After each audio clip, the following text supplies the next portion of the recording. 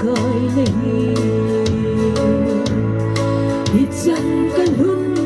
theina pathin nang zalahi hi chan na thei tam ta la tu chan ei pui ei veng pathin na phat na le nei kho sa na akidang nge tu chan nei pui ka pa kai nan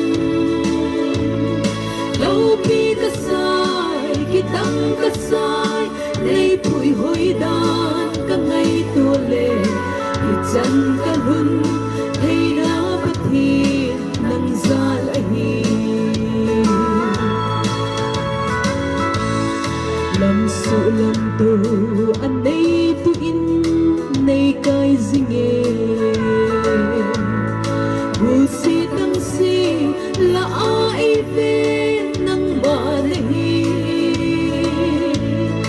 hi na thi mun tam ta la ai ven pit na o ka paka nei pui hoi na akidang in alo hi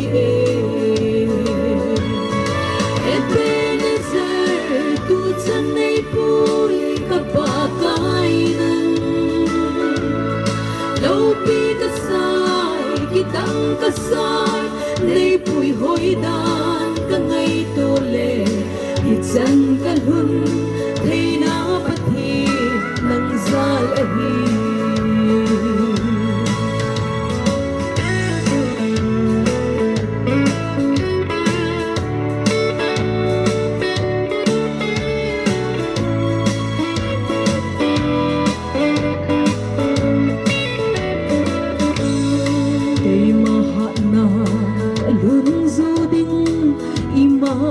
lo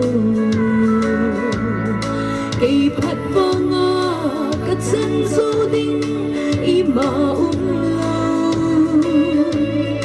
ipi ka him o ka pathi ka in sung mi ima hilo hi chan chan na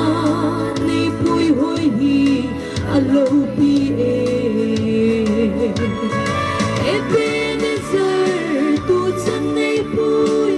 pa kai nan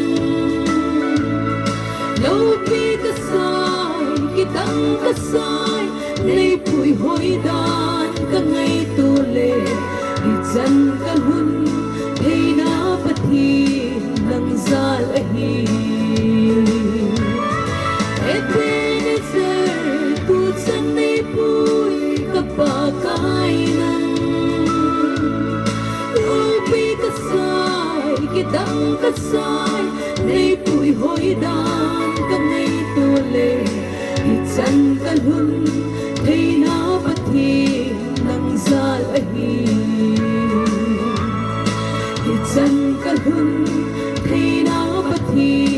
nang zal hi